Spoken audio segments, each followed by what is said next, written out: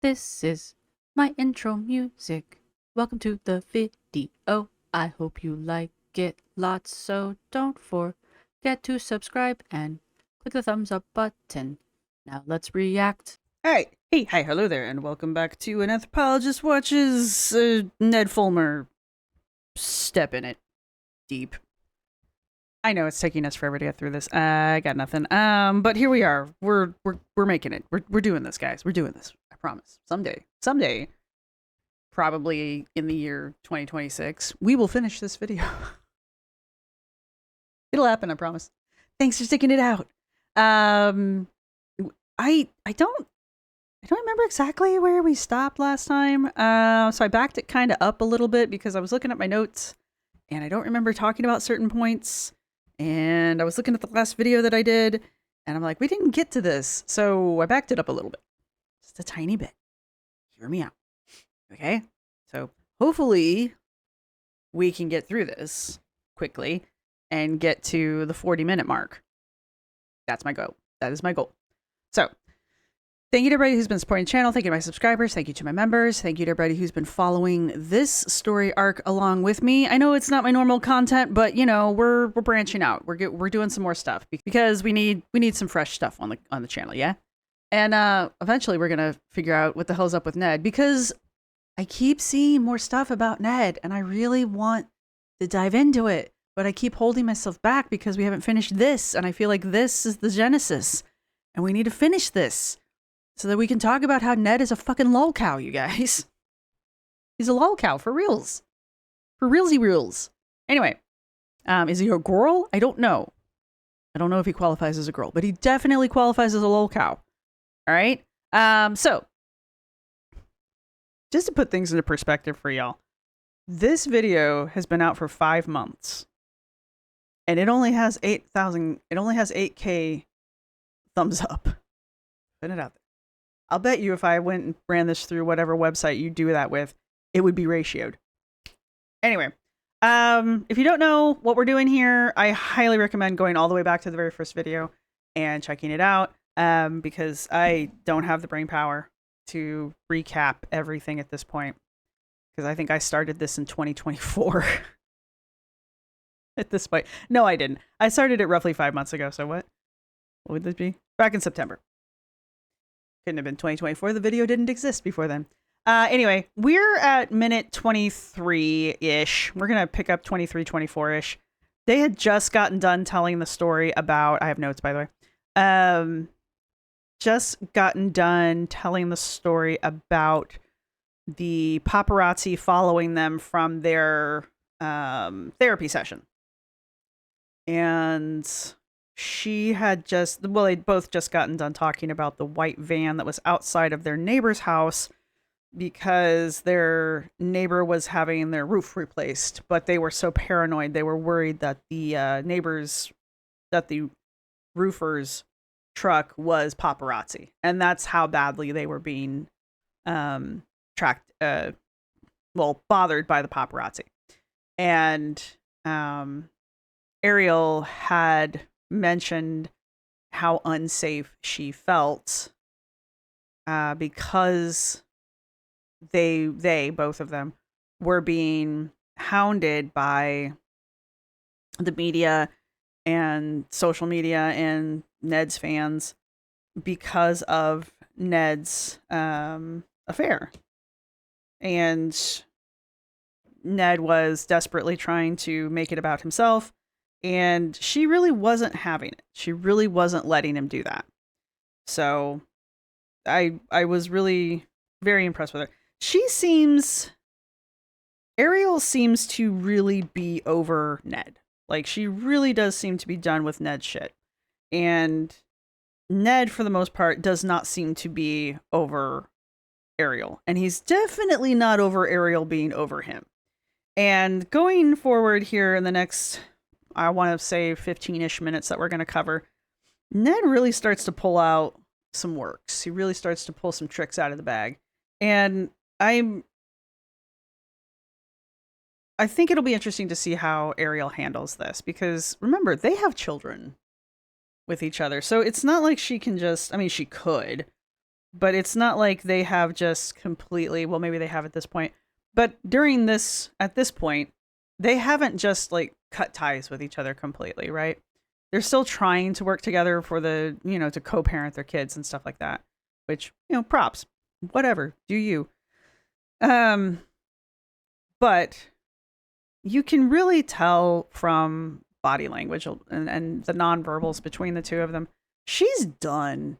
She's just done with him. She's heard everything. She's heard his excuses. She's seen all of the tricks he's tried to pull. But there's something about this recording in particular. Now, remember that this is the episode that Ned used to launch his podcast called Rock Bottom with Ned Fulmer, that he cannibalized his and Ariel's parenting channel that had around 60K subscribers. He cannibalized their parenting channel to launch. So, though, if you go here and you see Rock Bottom with Ned Fulmer and it says there's 60K subscribers, those are not organic. Those were the subscribers to the parenting channel that he and Ariel had grown together, and he just turned into his podcast. So these are not people that actually subscribed for the podcast. So there you have it. But he seems to think that he seems to be acting as if in this episode he can pull these tricks that she seems to be very familiar with, and in some way get her to react afresh or to fall for these tricks again. Or maybe he's trying to pull one over on the audience, because for Ned apologized to the audience before he apologized to his wife for his infidelity in this video. The start of this video is an apology to the audience before he apologizes or even mentions his wife. So Ned cares a little bit more about the perception of the audience than he does about the opinion of his wife.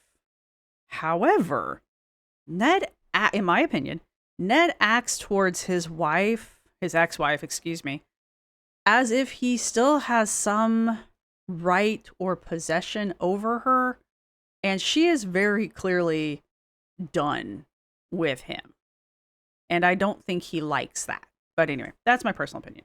All right, so we're going to be picking up from minute 23:54, just because that's where I rolled it back to.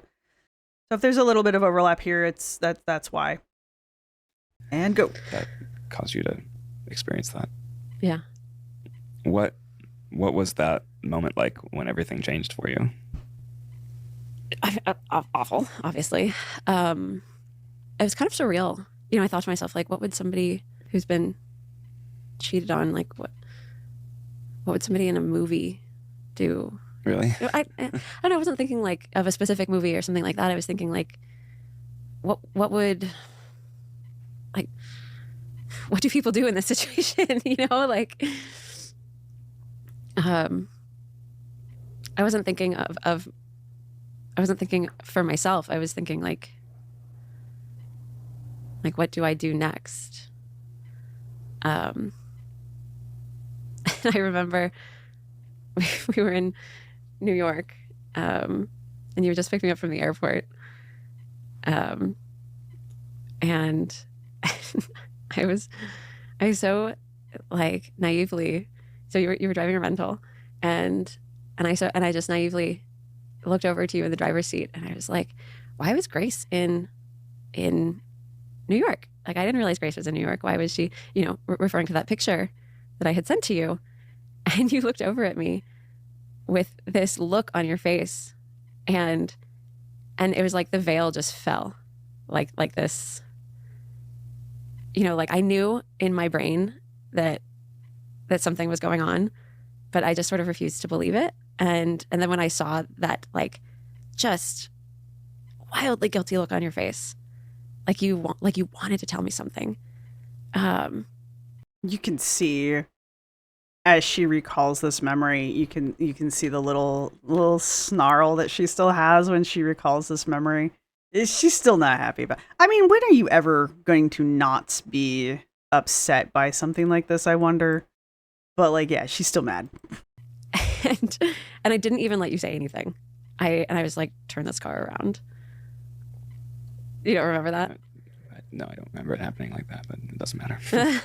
He says, no, I don't remember it happening like that, but it doesn't matter. That's right, Ned. That's the right answer. That is correct, Ned. That is the right answer in this moment. He's like, no, I thought about starting an argument with you, but I decided not to. He's allowing her to relive this moment under her conditions where that's not how I remember it happening, but it doesn't matter. He's alluding to the fact that she's wrong, but he's not going to correct her. It's subtle. It's real subtle, but it's also kind of a dick move. But it's something that, I don't know. I feel like it's a typical couple's way of arguing. I don't know. I just feel that way. So I don't really feel like it's like that bad, but it could be really manipulative. And given the tone of this podcast, this episode thus far, I really feel like maybe it's not the most calculated thing that he's done, but I really do start to feel like throughout this podcast that like every little thing Ned does is kind of calculated, including this moment. Like he really is trying to cast her in a way that makes her appear to be an aggressor, and he is the one who's just like, whipping boy, she's just beating me up. And he's very much trying to come off that way. And it really isn't working. It really isn't. And this is just another one of those moments where she's just like, she's told her version of this story. And it wasn't even like aggressively told, but he's just like, oh no, I don't remember it happening that way, but it doesn't matter. Like he's afraid that she's going to lash out if he does correct her. I kind of am curious what he thinks, what his version of the story is, honestly. But, I mean, maybe he will tell us, maybe he won't. But it's just another way that he, I'm trying to keep the peace. I don't want to upset her further, kind of a thing. Like, dude, you've already cheated on her and effectively ruined her life. So, I mean, how much more mad can she get? But it's like I said, it's just another one of those ways that throughout this entire podcast, you see him pull these little tiny calculated, manipulative stunts that are attempts to frame her as being more aggressive than she really is. And keep in mind, the one in power here, the one who holds the power throughout this entire podcast is Ned. He's the one filming it. He's the one editing it. He's the one who's ultimately going to be posting it on his podcast, Rock Bottom with Ned Fulmer. He's the one who's ultimately going to be benefiting from this first episode. I'm willing to bet this is probably the most viewed episode. We'll go check later. But, because this is the episode between him and his wife, talking about his affair with his wife, or against his wife. Yeah, anyway. So he's the one holding all the cards, not her. But yet he wants her to come off as being the aggressor here. Anyway. My take on this. How do you remember it happening? Uh-huh.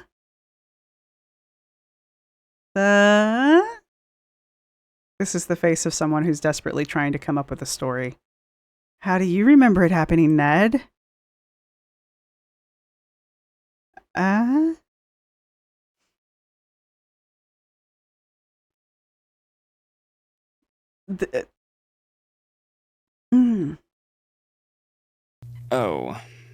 Did you not think she was going to ask you that? I just want to watch that again. Let's watch this whole thing play out one more time. Just watch it. It's beautiful. How do you remember it happening? Oh. That's great. How do you remember it happening?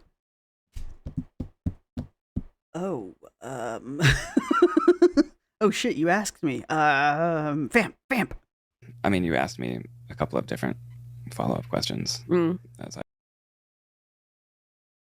Such as that. You remember it? What were those questions, Ned?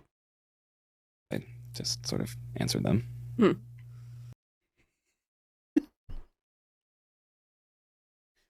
I'm sorry, this is funny. You got caught, Ned. You got caught. This is what I'm talking about. She is totally calling his bullshit, like at every opportunity. And it has gotten a little bit more, but by the time this is over with, I can't wait to see how she's like, but she is getting a little bit more aggressive about calling out his shit as this podcast progresses. Like at the beginning, she really did try to keep kind of like a friendly-ish tone towards him. And as we have gone through this, she is just more and more just like, oh, really? How do you remember it? Oh, really? It's great. It's fun. I love watching this. And then,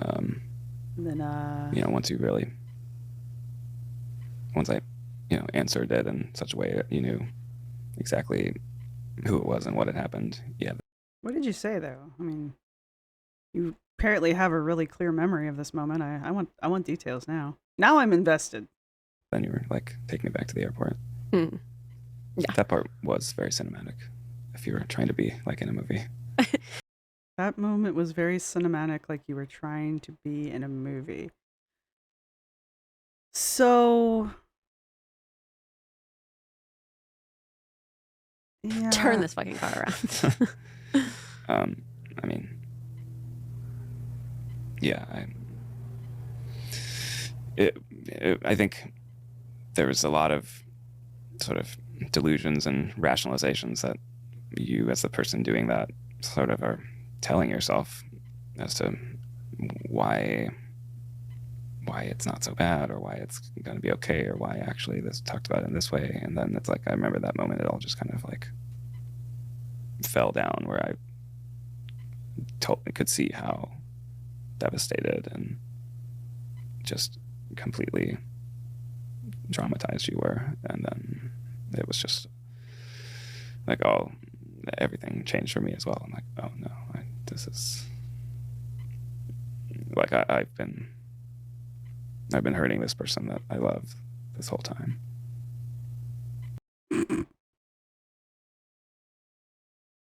Uh-huh.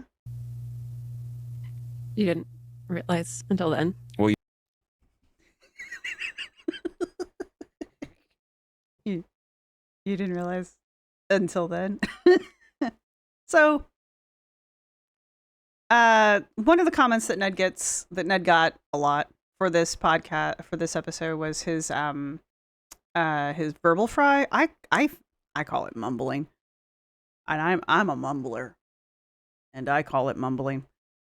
So, his voice just kind of trails off, and it deepens and it trails off, and he kind of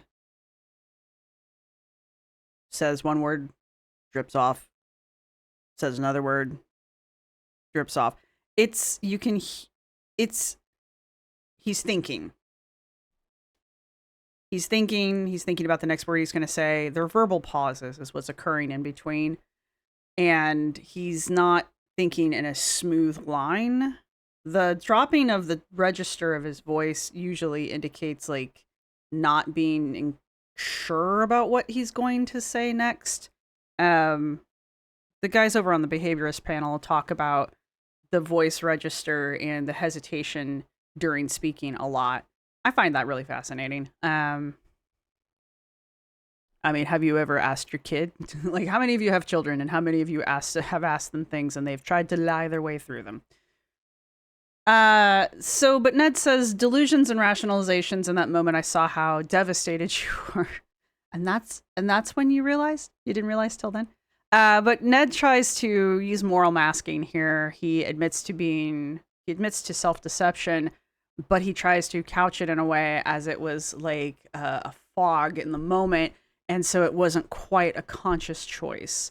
He's like, oh, you come up with all these ways to rationalize it so you don't realize that you're hurting the person that you love. But then he also tries to set himself up strategically to be a victim of this, with his realization being presented as another wound that he had suffered. Like, I didn't realize that I was hurting someone that I loved. And she didn't fall for that at all. You didn't realize it until then? You know, he's trying to be like, I didn't, it was just, you know, a blind moment. I couldn't control my thoughts. I was in a fog. I was rationalizing it, and I didn't realize that I was hurting the person that I loved. You didn't realize it till then?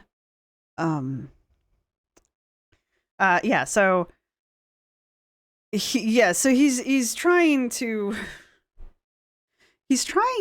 make it seem, again, like what he was doing wasn't that bad.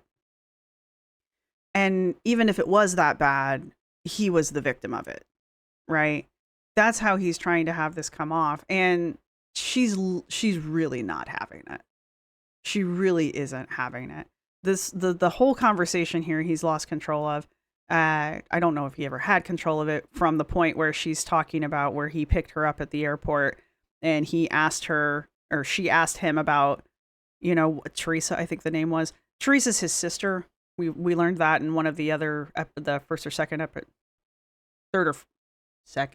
third episode of this series.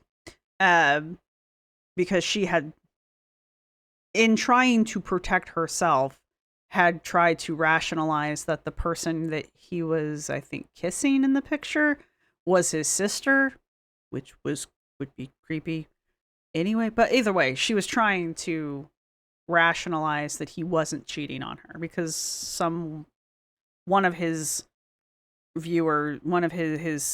fans had sent her the video or sent her the picture, yada yada yada.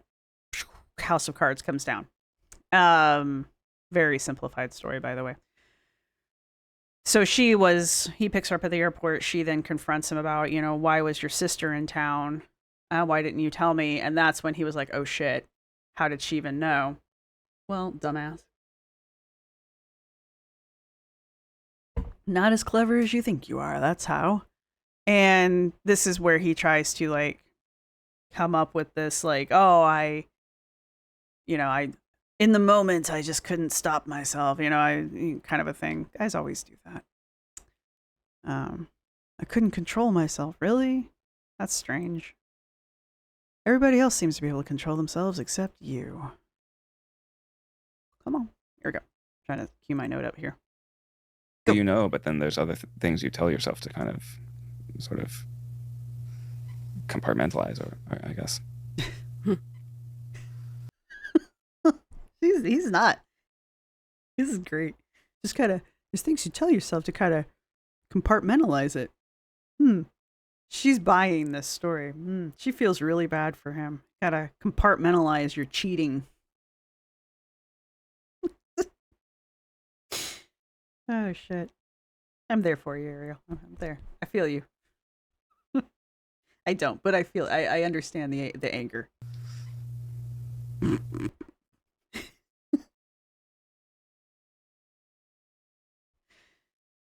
This is one of those if looks could kill moments. You'd be lying on the floor. I have this sped up, by the way. It's sort of a, it's like a interesting. like a addictive cycle, kind of feeling really guilty and ashamed, and then telling yourself the ways in which it's, kind of just lying to yourself, and then, yeah. So, okay. So again, I'm laughing at her. I'm laughing with her. I'm laughing at him because of her. So again, we see him trying to couch himself as a victim here, trying to strategically place himself as a victim here, because it's an addictive cycle. I had to compartmentalize it. I couldn't help myself. It's an addiction. And she's just like, you can tell that she's not buying this at all. And this is something that I pointed out in the first episode, and I think I've pointed it out in every episode. I haven't gone back to rewatch. He never takes accountability. He really doesn't. At no point in his apology at the very beginning, which we went over in the first episode, he never says what I did was wrong. Like, he never says those words. And he just never seems to actually take responsibility or accountability for the affair, for what he did. Like, he's sorry he got caught. He's sorry she's mad. He's sorry they're no longer married. He's sorry that she won't forgive him. But I don't think he's actually sorry he had the affair. I don't think he's actually sorry for his behavior. Because he just never says or seems to take accountability for that behavior. And we're coming up on a half hour into this hour-long interview, and I still haven't heard him say anything or do anything or behave in any way that makes it seem like she has taken more accountability for this affair than he has. And she's about ready to like flop that around on him, but still, I don't think he's actually sorry. And I've heard lots of people say that, especially at this point. You remember 5 months in, I've heard lots of people say that, but like watching it in action, I don't think he's sorry. But that's my personal opinion. I have this sped up, by the way. And I did want to tell you, and You did there too? was probably a small part of me that was sort of relieved to not be keeping a secret, I guess. Is that hard for you to hear? No, that part's not hard for me to hear. Is that hard for you to hear? That there was some part of me that wanted to tell you and was relieved when you finally found out. Yeah, I wanted to tell you some small part of me was relieved to keep that secret. Not to keep that secret. Again, Ned trying to frame his confession as a burden that's being lifted from him, but she's the one that had to do the lifting, right? He couldn't come forward with it himself. Yeah, he's giving up he's giving this non-confession as like a gift. But again, it's not a gift he gives, it's a gift he's forced to reveal. And it's a transfer. In doing so, he's trying to transfer guilt of the situation, and this might be why he never takes responsibility for it. He's trying to transfer the guilt of the situation from himself to her, because she's the one that discovered it. She's the one that confronted him. I don't know why I always have such an issue with that word. She's the one that confronted him about it. She's the one that made the discovery, right? So if she had never done any of those things, she would never have found out. She would never have gotten hurt. They would still be married. Everything would still be fine. If she hadn't been the one to start that snowball effect by confronting him about the picture, then everything would still be fine. Maybe that's why he won't take responsibility for these things. Maybe in his head, that's really how this is. Maybe that's why he refuses to take, maybe that's why he doesn't appear to take accountability for it, because in his head, it's not his fault. It's her fault for making the discovery. Maybe. That's just my opinion. Don't, this is just me talking. I think it's, I've done a lot. I've spoken a lot with other betrayed partners over the last 3 years, and it's something that I've heard a lot. This idea of like, when there's this sense of relief when the partner who's doing the betraying is able to finally tell the betrayed partner that about all the things that they have been doing, and kind of put their shame onto the other partner. There it goes. They, in that like sort of release of their like, of all of that like shame and guilt and guilt that they've been holding. Mhm. It's almost like they feel so much relief, but the partner then has to accept it. And that's exactly what happened. Exactly. She's calling him on his shit right here. The whole, oh, you feel release from the guilt of carrying this secret around with you. But now I, the betrayed one, the one who is wronged, now have to carry that shame and that guilt around with me because you did something wrong. I haven't done anything wrong, but you are the one that gets to feel relief. See how she's calling him out on that? So I will give her this point. I'll give her a lot of points, but she has done really, really well at every point where he has tried to co-op her victimhood, because she is the victim here. But at every point that he has tried to either make himself the victim or co-op her victimhood, she has just yanked that rug right out from underneath him. I don't know if he realizes it, because some of these times I don't think he's really picked up on the fact that she's just like shut him the fuck down. But she has really, and quite elegantly too, like never real aggressively in his face and gotten up. I don't know if I could have sat through this calmly, to be perfectly frank with you. I did. The therapy sessions that must have followed this immediately afterwards must have been brutal. I'm just saying. But she has been very eloquent, very calm, very rational throughout this entire thing. I think this is phenomenal, but she just simply will not let him have even that tiny little inch of, oh, you poor baby. She won't let him have it. And neither should she. But yeah, she said that, yeah, even though I know I was the victim, I was forced to hold your shame. And yeah, has she gotten to that yet? No, I don't think she's gotten there just yet.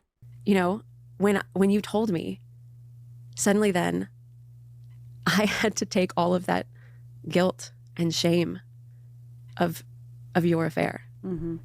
And it was so much to carry. So much. Like, and I know that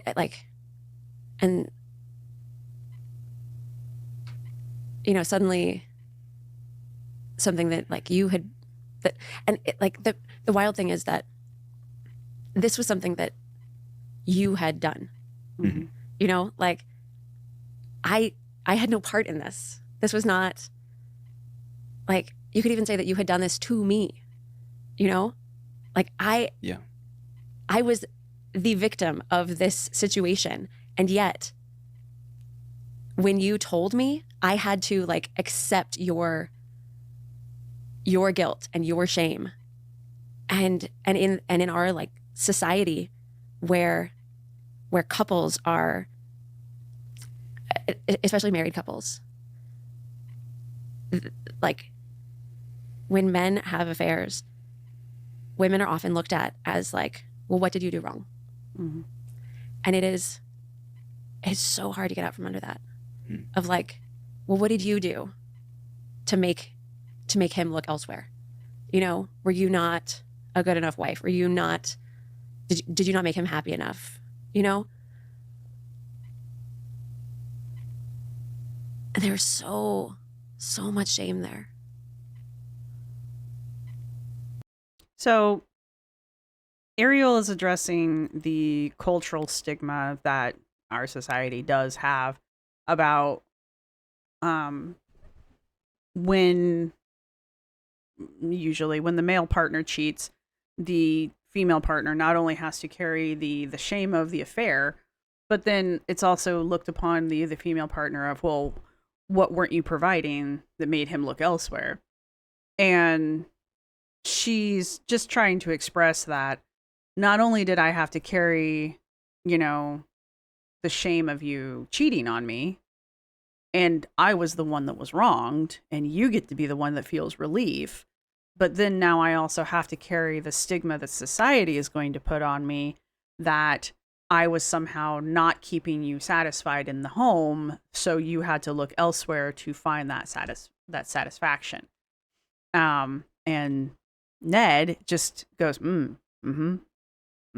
I don't think he's actually listening. I don't think he's actually listening to what she's saying.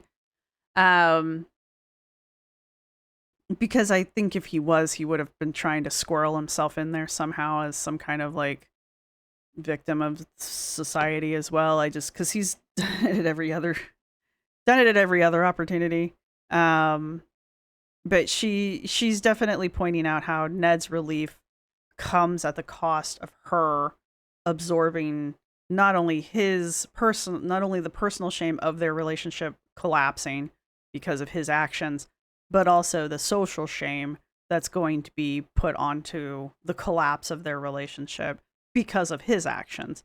But it'll still be looked upon as, what did she do? What could she have done differently to make their relationship better?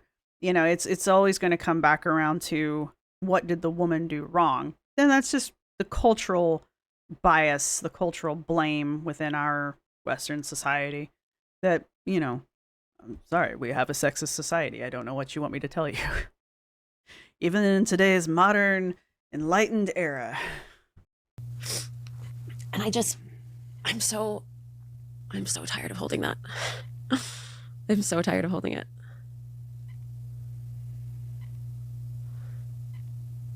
How does it make you feel to hear that? See how he doesn't say anything and his expression hasn't changed? Like, his physical posture hasn't. I don't think he was listening. I think he zoned out.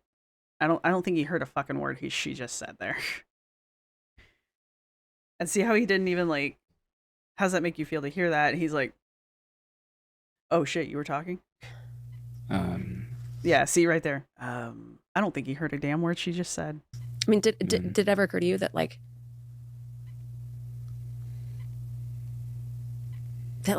not only did you having an affair just it shattered our marriage, but it also, like, all of that guilt and shame, you like hoisted that on me.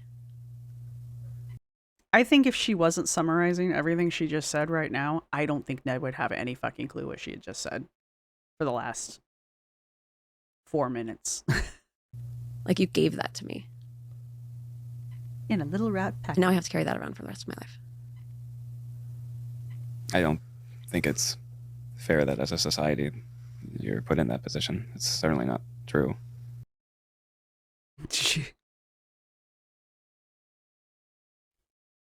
I think if she wasn't on camera, I think she would get out of this chair and just lunge across the room and just throttle him. That's the look she's giving him right now. There have been a number of moments so far where, like, looks could kill. Her face is loaded. Locked and loaded. Yeah, she says, you gave me that shame and I'll be carrying it for life and I'm so tired of it. To which Ned says, it's unfair that society puts you in that position. So Ned pivots to society as being the aggressor and completely just like drops that weight. I'm so sorry society did that to you. I'm so sorry society made me put my wiener into that woman repetitively over and over. Brain fog. I couldn't think of how that would affect you in the moment.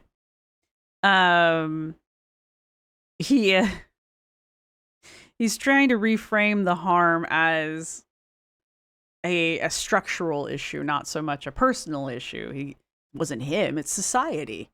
He uses non-personal wording here, trying to again detach responsibility from impact, right? He's just desperately trying to shift blame, which is basically what he's been doing this entire time. But it's becoming more and more evident the longer this podcast goes on. Because, like I said, the tone of this is very evidently changing. She's getting less and less tolerant of his crowd. I can't wait for the last 20 minutes of this podcast. It's just going to be bloodbath. I wonder if he walks out of here with all of his limbs. And no, it's not something that I imagined as I was doing that. I think none of it was. If you really like let it sink in just how much you're hurting your partner. And again, he's going back to the whole like, oh, I wasn't thinking about how much I was hurting you when I was having the affair. I don't think he understands that when he's saying that, what she's hearing is, I wasn't thinking about you. Ned's trying to say, oh, I wasn't being malicious. I wasn't trying to hurt you. And what everyone else is hearing is, I wasn't thinking about you. You were not the thought in my head. All I was thinking about was, what can I stick this in? That's what she's hearing. She's hearing, screw my marriage of how many years and my 2 children. I would rather get with that. I don't even know what that was. I don't even know who the other person was. No offense to them. But like, that's what he's admitting to. And that's what she's hearing. And it's probably why she's getting so damn pissed every time he tries to use that as an excuse for why he did it. He's like, no, I wasn't thinking about how it would hurt you. I wasn't thinking about you in the moment. No shit. I think we've covered that. What were you thinking? What was going through your head that overrode everything else? That's where we're trying to get to, Ned. But I think that just further proves my point that, like, I get the feeling throughout this entire interview that just Ned doesn't really view Ariel as a person. I just get that feeling throughout this, and it just becomes deeper and deeper the further we get into this. It just reinforces that to me. I mean, yeah, I guess Ned views her as like a human because like they're obviously sitting in the room talking together, and I mean, clearly. But I just don't think Ned views her as like anything other than an extension of himself, right? And so anything Ned wants, she should want, and anything Ned thinks, she should think. And so if he's saying, oh, well, I wasn't trying to hurt you, I wasn't thinking about you when I was doing this, she should just be like, oh, that makes sense. Like, in his head, that's a rational argument, and he doesn't understand why she doesn't get it. And she in turn is like, what the are you trying to use that as an argument? Thanks for not thinking about me. And how devastating it is. Like, how could you do that? See how she's just not buying it. She's just like, yeah, thanks for not thinking about how that was going to impact me. It's still very difficult now, even 3 years later, to see you in pain as you're talking about that. And I guess there's nothing I can do to change the past or to help. Yeah. This is why I'm saying he just doesn't seem to want to take any kind of responsibility or any kind of accountability. There's just nothing I can do. I can't change the past. Okay, cool. We know that, but what are you going to do to make up for it? What are you going to do to be accountable for it? Remember, they still have kids. They're still trying to co-parent. So what are you doing from this point forward, or from the last 3 years? What are you doing to make amends? Right? This was a serious, for her, this was serious. Like, clearly for him it wasn't. But, for some people, this is egregious. And for some people it's not, right? some people don't take this stuff as seriously, whatever. The point is for her and for their marriage, this was a very important moment, right? And it was so incredibly public. And that also didn't help. So it's just like, I just haven't heard anything from him that A, shows me that he actually is upset, B, is actually sorry, and C, has any intention of taking accountability for it. And really, this whole podcast has really just felt like he brought her here to kind of like be like, see everybody, see how weird, how like weirdly aggressive and unreasonable my ex-wife is. No, dude, it's doesn't look good for you, man. It's not doing what you think it's doing. It's kind of weird to think about it now, because I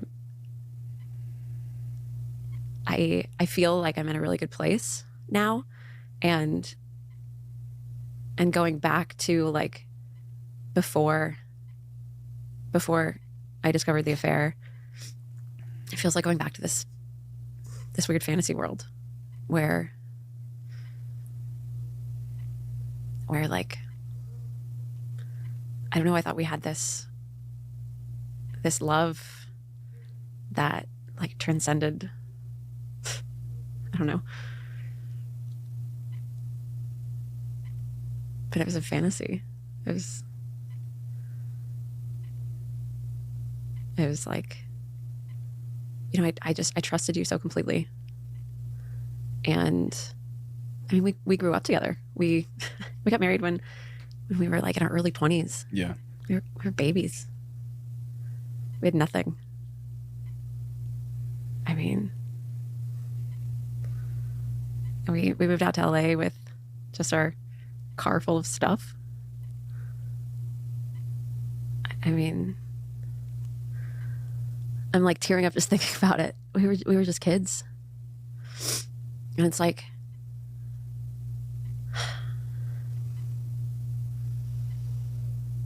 it really was a fantasy. And I just think, how could you do that to me? Like, who are you?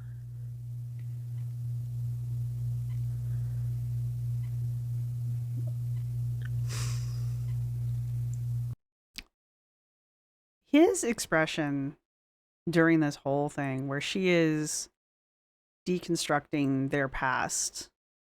Like, I don't have no idea how old the two of them are, but she says, you know, we were 20 when we got married. We were just babies, so they're clearly not in their 20s.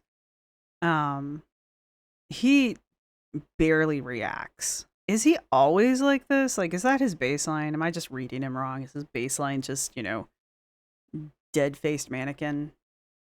Because otherwise, he has no emotions during this. It's almost as if he does not feel anything that she says. Like, everything she says just kind of bounces off of him as if it has no meaning. Like, maybe he's heard her say this enough times that he's just like, whatever. Maybe that's it. Like, cool. But remember all the way back at the very beginning where he's doing his little apology to the audience, and he said something to the effect of like, it's my burden to witness her pain, as if that's some great sacrifice that he's performing for her. I feel like that's the least you could do. But he does say things like, it's hard to see you in pain, which kind of echoes back to that. And I realize that those two segments were filmed separately. I mean, I assume they were filmed separately. But it does kind of like echo that, where he's kind of trying to reinforce to her, maybe to the audience as well, that like he's witnessing her pain. Like he's suffering along with her. And it's like, you're really not, though. You're really just kind of like a blank wall that she's talking to that occasionally makes a squeaking noise. I mean, she could just literally be talking to wet paint. But she goes on to talk about how this, like, how naive she was, how she trusted him, how she's realizing that their marriage and their relationship up to this point was just a fantasy, and how she thought that they had something truly special. I'm sure a lot of people do when they get married that young and have been together. She says they grew up together. I mean, I'm sure that makes you feel special. Like, how many people get that? How many people are actually with the person that they had a crush on in, like, junior high or whatever? Like, how many people get that? Not a lot. I can think of one person in my, like, entire catalog of people that I've known my entire life that did that. It wasn't me. But he keeps trying to remind her, and I think maybe remind the audience, that he's validating and witnessing her grief and her pain as if she needs him to do that, as if she needs his permission or his, like, pat on the head that, oh, good, you're feeling pain. She doesn't need that from him. It's irrelevant. The damage is done, dude. We don't need your permission to feel pain. So I just think it's like she's literally fighting back tears right now, and he's just like, his hands haven't moved, his legs haven't moved, his feet haven't moved, his overall posture hasn't changed. The only thing that's changed in the last 20 minutes, because I think his apology was 5 or 10 minutes, so almost 30 minutes. He's been in this exact position for 30 minutes. He's going to be stiff as fuck when this thing is over with. He's maybe changed the position of his head and his expression a handful of times, but his body hasn't moved. That's crazy. That's just insane. She's been all over the place. She's curled up, she's stretched out, she's moved her legs, she's had him on the floor, she's pulled him up underneath her, she's drank tea, she's moved around. He hasn't moved. It's tell me you're uncomfortable without telling me you're uncomfortable. Or tell me you're afraid that you're going to project too much without telling me that you're afraid you're going to project too much if you move around. I'm so sorry. Like, we had so much. There was so much.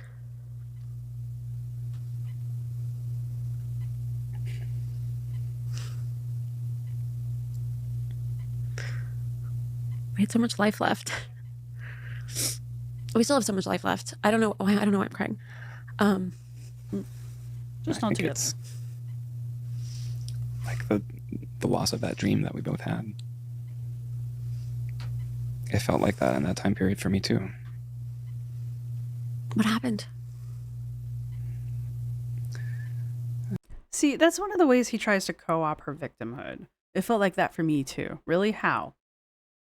And then she says things like, what happened? And he's like, I got to come up with an answer. I don't think he has an answer. I think he just wants to say, oh, me too. And people will be like, oh, okay, sorry, Ned. I think that's what he expects. Because he's done that so many times where she has expressed deep emotions, deep thoughts, whole ass stories. She's explained, like, how these things have affected her today, her like whole emotional turmoil, and Ned goes, "Oh yeah, me too." Do you have emotions? Question mark? Well, the dream started to break apart for me, and then rather than being able to talk about it or to confront those feelings, I wanted to, I guess I was too afraid to say how I was actually feeling, and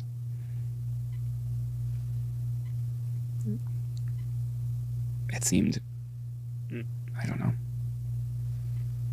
I chose to deal with it in a deal with like feelings I was experiencing in a way that was really self-destructive and hurtful to you.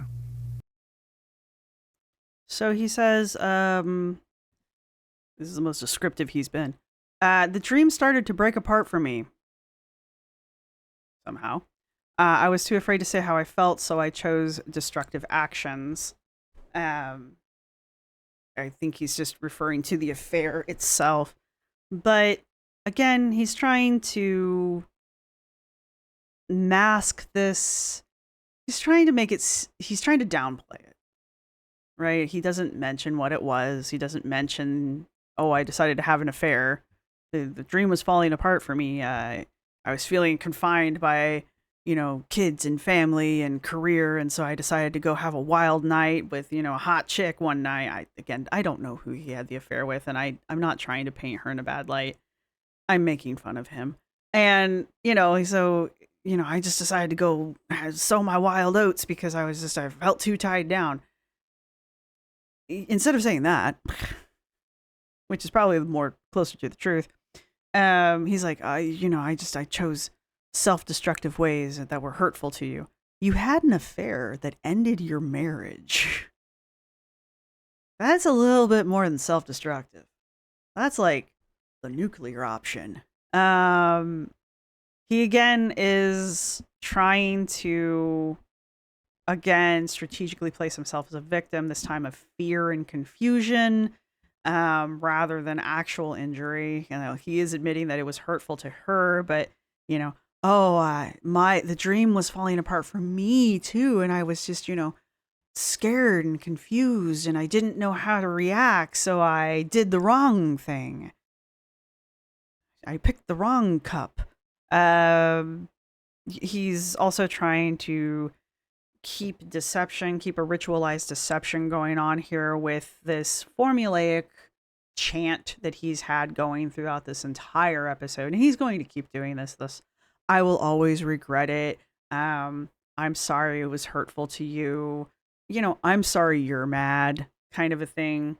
Yeah, I'm sure he is regretful of the fact that he got caught. That's what I hear. He's sorry she's mad. He is sorry she's hurt. I don't think he's sorry he hurt her. He's sorry she found out. But these, again, it's not language that you hear from someone, in my opinion, of someone who is trying to take accountability. But also, I don't think somebody who's trying to take accountability would have done this podcast, would have been like, hey, want to come on my brand new podcast and tell everybody about not only how our marriage fell apart, but how you feel about it. I don't think somebody would have done that. I don't feel like this is the behavior of somebody trying to take accountability for their behavior that led to their marriage dissolving. Yeah. Got a little bit more here. Hey, look at that. We almost made it. She's done. Are we going to make it to the end? Or is she just going to get up and be like, I'm out? Like anything you did, or like we had a bad marriage. It was about me and choices that I made and just actions that I took that I'll always regret. I'll always regret how much pain I caused you. See. And other people. And other people. I mean, okay. And I'm deeply, deeply sorry. And I'll spend my whole rest of my life trying to make amends to you. And to, show up differently. To lead a life of integrity and to be a father that our children can learn from. Oh, will you?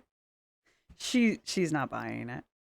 She even shook her head when he said, I'm always going to try to make amends for it. And she was like, she's not accepting his apologies anymore. All right, look at that. An hour. We did it in an hour, you guys, with very few stops. All right, so leading up to the 40-minute mark, and even going over stuff that we went over last time. Ned. Wonderful, wonderful Ned. I had a character named Ned once. He was much cooler. He was a cool guy, that Ned. Moral masking. He keeps shifting the blame to society. He's trying to blur his own responsibility, his own agency in this whole debacle, even though he's like literally the driving force of it. Wasn't me. Was it Shaggy? Is that the guy who wrote the song? Wasn't me. She even caught me on camera. Wasn't me. He's, again, constantly trying to place himself in some form of victimhood. He's either trying to frame himself as the victim, or he's trying to co-opt her victimhood. He's trying to add in his own anguish and his fears, and trying to dilute her suffering by bringing his own to the foreground. Again, we're still working with the transactional altruism, where he's allowing Ariel to be vulnerable on his platform. Again, you know, this is all staged content. As I said at the beginning, the one who has control of the situation here is Ned. This is Ned's podcast. Ned is filming it. Ned is editing it. Ned is the one who will be publishing it. Ariel doesn't have control of it past this point, right? She doesn't even have control of how she's going to look, like how this is going to get edited to have her appear after this point, right? We can say that this is, you know, increasing the parasitic intimacy between Ned and the audience, or at least he's hoping it will, just because of like these raw emotional moments that Ariel is having. I think Ned might think he's having emotional moments, but I haven't seen it yet. He keeps trying to reframe her accusations against him towards society. And he keeps trying to reframe her tears, her suffering, her grief. There we go. As part of healing, even though they might not be. They may just be she's angry and she's done with him. He has this mantra that he keeps trying to chant throughout this whole thing. This is ritual. This is part of the ritualized deception that he keeps saying this. I will always regret this. I can't change the past. So he's trying to create closure without actually accepting it. Accepting, again, responsibility. Any kind of accountability. So he's trying to create closure around this topic, around the subject, around her treatment of him because of this, without actually doing anything to earn that closure. And then, and then we've got this concept of the lost fantasy, and this can be part of the self-mythologizing feedback loop, more for her, less for him, but you did see him try to use it himself, and it's kind of more important for him because she brought up the topic or the concept of this was a lost fantasy. Like they had this, she never said perfect, but she just said it was a fantasy. You know, they've known each other since childhood. They grew up. They came to LA with nothing. You know, they lived in LA. This is where they started their family and their kids and yada, yada, yada. And she thought that they had something wonderful. They had a special kind of connection, and it was all a fantasy. And Ned's, to understand the self-mythologizing feedback loop here, Ned takes that concept of this being a fantasy lost, because even he said, oh, the dream started to fall apart for me as well. The next step to this would be a rebirth cycle, and that's what this podcast is part of. Ned is, and was, I think still is, trying to recreate his image. He's trying to get back into the eye of society again. He's trying to recreate something like the Try Guys. I don't know how successful he's being at it. If the last few video titles I've seen have been any indication, not great. It's not going great. But he is back in the eye of society again. Good job there, Ned. But that's kind of what he's doing here, this lost fantasy. And then he's trying to have this rebirth cycle to get him back, to recreate an identity that will get him back into the parasocial arms of his audience, right? So that's where that comes in.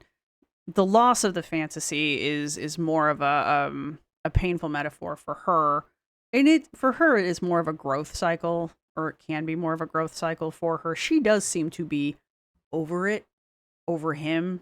And like she said, we had so much life, and then she stops herself and she says, we do have so much life. She says something to the effect of like, we're not that old or something like that, or we're still young or something like that. They're in like their 30s, maybe early 40s. I don't actually know how old they are. I'm not going to pretend like I know how old they are. So that's kind of my point. She seems to talk and think in terms of the future. Like in the last few episodes, she's talked about making friends and meeting new people and going places. And just now she says something to the effect of, we are still young. There is still a future. She's not necessarily including Ned in that language. Ned seems to be stuck. When Ned talks about anything, he stops with her.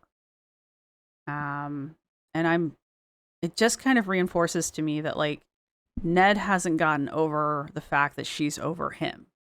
Like Ned still sees Ariel as his wife. She is still an extension of him. And maybe it's complicated for him because, again, they have the children and they're trying to co-parent. But it doesn't seem to be complicating for her. She seems to be able to be compartmentalizing these two things quite well. Or apparently. But they're only 3 years out. Well, 4 years. Going on 4 years now, I guess. So clearly she is doing more to grow out of this, especially since she is the one who was wronged. She seems to be doing more to grow out of this than he is, which kind of tells me she's the more mature person in the relationship. Go figure. And he clearly, in my opinion, is not. We'll find out more in the future, which is more reason for us to get through this. So anyway, if you've made it this far in the video, go ahead and put a chocolate, because we were playing around with box of chocolates. I think I've already used chocolate once, but let's go with it again. Go ahead and put chocolate down in the comment section. Let me know what you guys think. I know we are way behind. I know there's been 5 months of stuff. I know some of you were following Ned Fulmer, and I know there's all kinds of new wonderful things to pick at.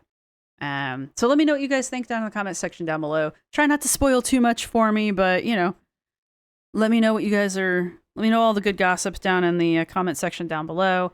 There are links in the description for the videos that I used to research all of this. It wasn't just Observe and Psychology in Seattle, but I can't remember everybody right off the top of my head. And I think that's everything. There will be, let's see, this was what, an hour long? And we made it to minute 40. There should be about 2, maybe 3 more videos in this. Hopefully only 2. And then we can move on to other topics about Ned. I'm really liking Ned. Not like I like him as a person. I don't like him as a person, but I like him as a topic. So let me know what you guys think. Anyway, thank you to everybody who's been supporting this channel. Thank you to my subscribers. Thank you to my members. You guys rock. Thank you to everybody who's going to hit the thumbs up button. Don't forget your emoji is a chocolate. And I will see everybody in the next one. This is Bye. my outro music. You can't copyright strike me because it's just me singing. This is my outro music. Thank you for watching. See you next time.